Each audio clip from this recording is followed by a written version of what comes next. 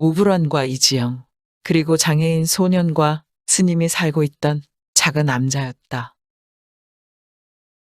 지 검사와 검찰 수사관 여러 명이 정문 앞에서 더 이상 나아가지 못하고 있었다.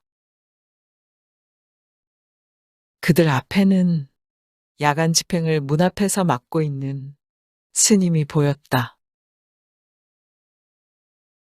야간에 이게 무슨 난동인가? 지휘왕 검사가 영장을 보이고 있지만 스님은 눈길 한 번 주지 않고 말을 이었다. 영장엔 야간 집행을 할 수 있다는 내용이 없는데 새벽에 들이닥치는 것은 위법입니다. 유효기간이 단 1분이라도 지나면 무효입니다. 나무 석가모니불. 부처님은 새벽에 주무시나 보네. 대한민국 검찰은 근무 시간이 따로 없거든요. 나쁜 놈들이 쉬질 않으니까. 위법 수집은 증거 능력이 없을 텐데요.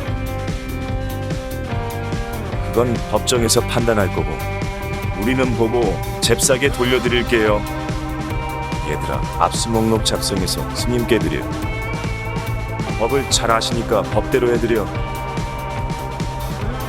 그럼에도 스님은 여전히 눈빛 하나 흔들리지 않고 대답했다.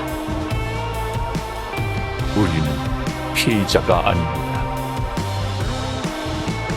압수수색은 그리고 두 사람은 잠시 허공에서 눈빛으로 기싸움을 했다. 부드럽지만 물러섬이 없는 난폭함이 두 사람 모두에게 보였다.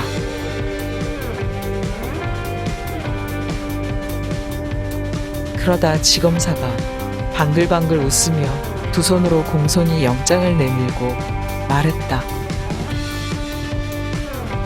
용의점이 있으면 다해요, 스님. 세시네, 스님. 진짜 법 집행 막으시렵니까? 그러자 스님 또한 배시시 웃으며 합장을 하고 대답했다. 누추한 곳이라 모시기 송구스러워서 잠시 실례를 했습니다. 드시죠.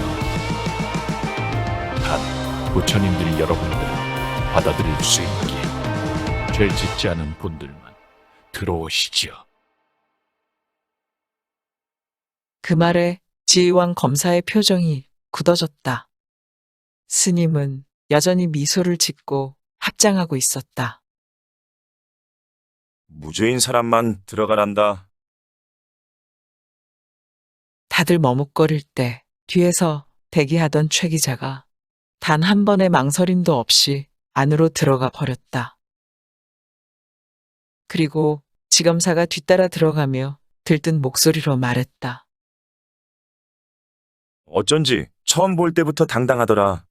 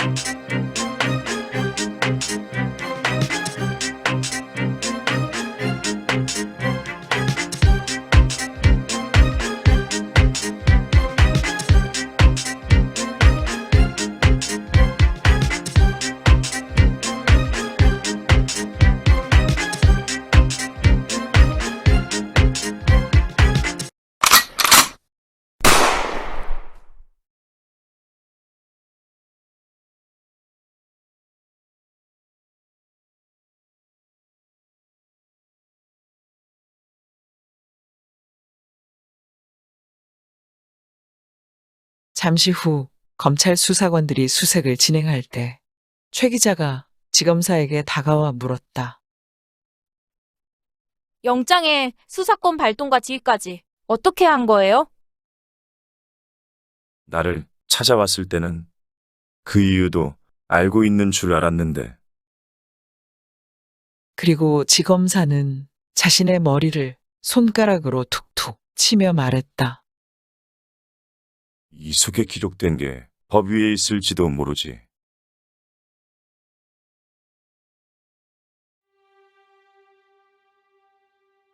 한쪽 벽에는 이지영과 불환, 그리고 스님과 소년 등 네 사람이 같이 찍은 사진이 걸려 있었다.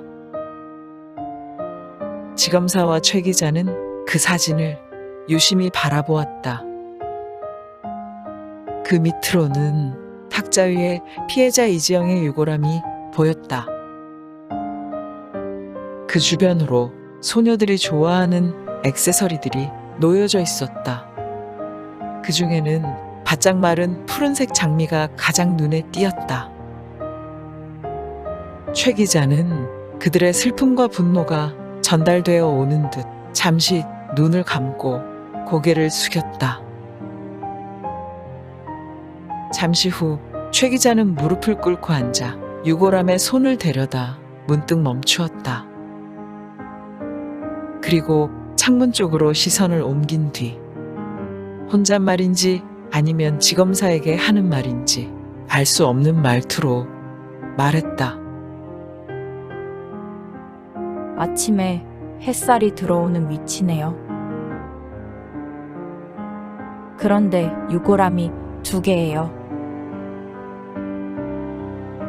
그녀의 말대로 나란히 놓여있는 유골함들이 보였고 지검사도 이미 알고 있다는 듯 아무 대답도 하지 않고 고개를 끄덕였다.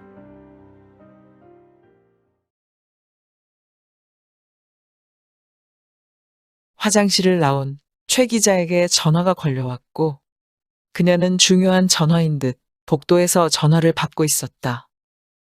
복도를 오가는 검찰 직원들이 지검사의 사무실을 여러 날 여러 시간 방문하는 그녀를 의아하게 바라보고 있었다.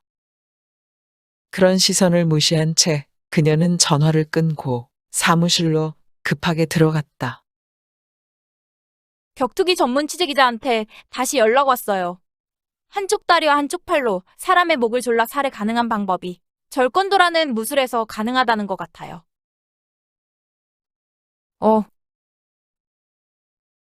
지검사는 무심한 표정으로 서류철을 들어 허공에서 흔들다 최 기자에게 내밀었다. 여기서 찾아봐. 그 절에 다니는 신자들 명부야. 붉은색으로 표시해 놓은 사람들 중에 있을 가능성이 커. 그 절권도 기술이 길로틴 초크일 거야. 그러자 황당한 표정으로 최 기자가 쏘아붙였다. 아니, 그것도 아는 분이 그럼 타겟으로 편하게 일하게 하지. 왜 헤매게 해요? 지검사는 눈썹 하나 흔들리지 않고 파일철을 가리키며 말했다. 변증법. 모든 가능성을 다 확인해 봐야 돼. 그리고 추려놨잖아.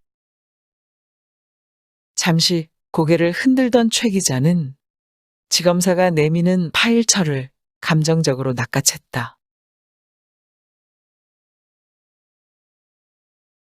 도장 사범은 냉정한 표정을 하고 있었지만 그 표정이 오히려 최 기자의 눈에는 준비가 되어 있는 것처럼 보였다. 최 기자 또한 만반의 준비를 한 듯 방글방글 웃고 있지만 물러서지 않겠다는 눈빛을 하고 있었다. 드릴 말씀 없습니다. 1시간째. 이게 뭐 하는 거예요? 확인만 해주시면 되잖아요. 오브란 씨가 이 도장을 다녔는지. 이제 그만 가주세요. 업무 방해 그만 좀 하세요. 도장 사범과 최 기자의 같은 상황이 계속되고 있었다. 절권도의 정신과 영혼. 간판에 그렇게 쓰여져 있던데요. 만약 아내를 잃은 남자가 절권도를 배우고 복수를 하려고 한다면 절권도 기술을 가르치실 건가요?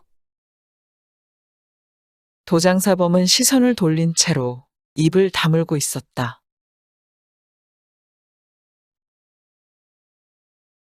같은 상황이지만 이번에는 떠도는 분위기가 조금 달라져 있었다.